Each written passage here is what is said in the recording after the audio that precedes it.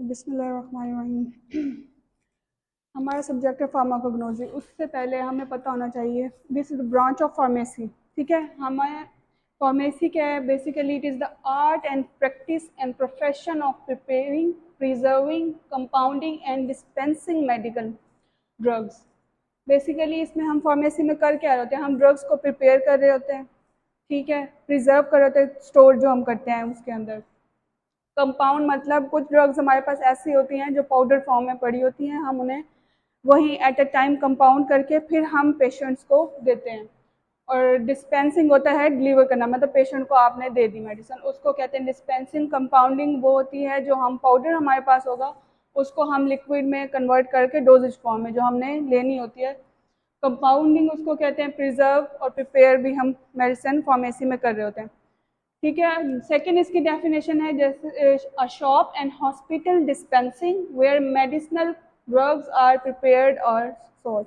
Hospital के अंदर भी फार्मेसी होती है, या हम बाहर रिटेल जो फार्मेसी होती है वो शॉप, यानी कि रिटेल फार्मेसी जो बाहर आपको नज़र आती हैं वो रिटेल फार्मेसीज होती हैं।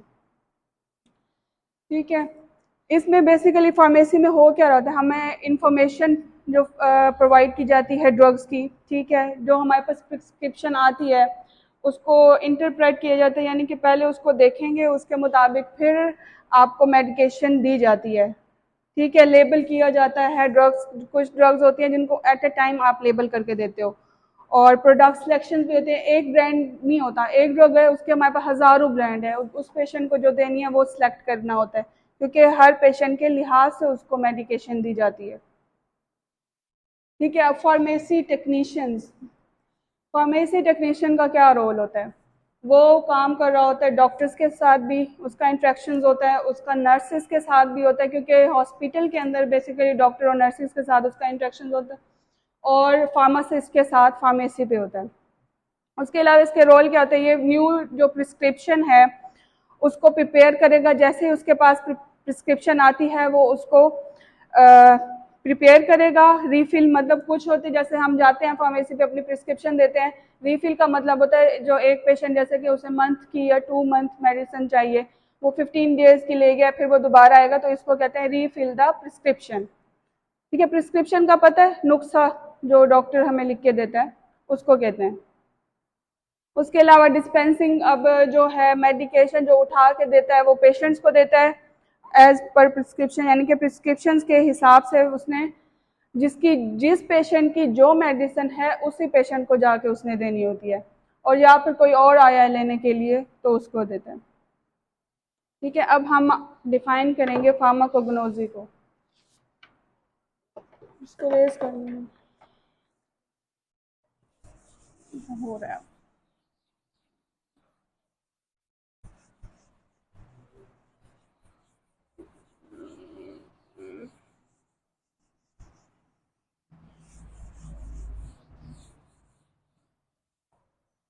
समझ आइए किसी को? कोई कन्फ्यूजन पूछ लो, अगर कोई भी बात समझ नहीं आ रही तो फ़ौरन पूछ लो। अब मेन हमारा जो सब्जेक्ट है फार्माकोग्नोसी।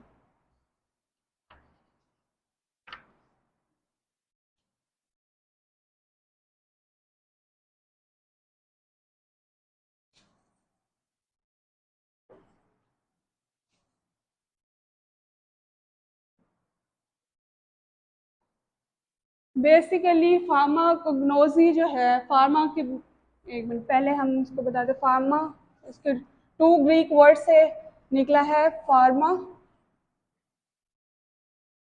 और कोग्नोसी।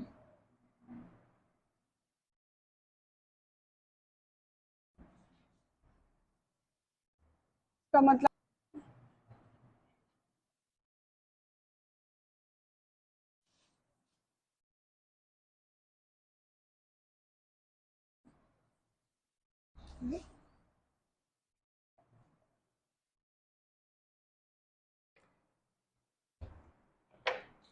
अच्छा, अमेरिकन सोसाइटी ऑफ फार्माकोग्नोसी ने जो डिफाइन किया उसने क्या? Study of physical, biochemical, biological properties of natural drug and there chemical constituent.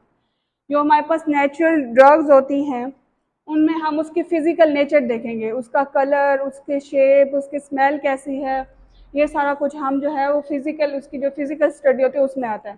फिर उसके बाद हम उसकी बायोकेमिकल नेचर देखेंगे कि उसका स्ट्रक्चर कैसा है, उसके अंदर कौन कौन से, जैसे कि अब आगे आप जाएंगे ना तो उसमें कार्बन कितने हैं, हाइड्रोजन कितने हैं, ऑक्सीजन कितने हैं, उनका क्या रोल है, वो सारा कुछ हम लोग बायोकेमिकल स्टडी में करेंगे। उसके बाद बायोलॉजिकल में होता है कि उसके क्या इफेक्ट्स आ रहे हैं, ठीक है। वो सारी प्रॉपर्टीज़ जो नेचुरल ड्रग्स होती हैं उनकी हम स्टडी करते हैं, और उसके केमिकल कॉन्स्टिट्यूट, उसके अंदर मतलब एक ट्रू ड्रग है, जड़ी बूटी है, उसके अंदर जितने भी केमिकल्स इंपॉर्टेंट जो हमारे केमिकल कॉन्स्टिट्यूएंट्स होते हैं उनकी जो है हम एक एक उसके फिजिकल नेचर भी देखेंगे, उसकी बायोकेमिकल नेचर भी देखेंगे, उसकी बायोलॉजिकल नेचर भी देखेंगे।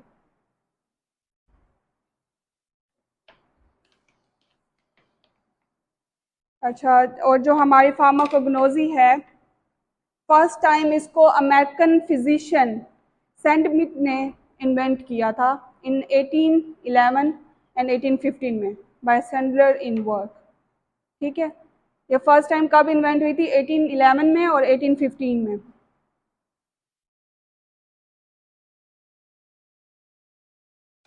समझ आई है सबको? डेफिनेशन में कुछ कोई कंफ्यूजन हो तो आप पूछ लो। आप दोनों को भी आई है समझ? ठीक है, आज इतना काफ़ी है। इंट्रोडक्शन, और हमने चैप्टर 1 का हमने पढ़ा डेफिनेशन और इंट्रोडक्शन। कल हम स्कोप ऑफ फार्मा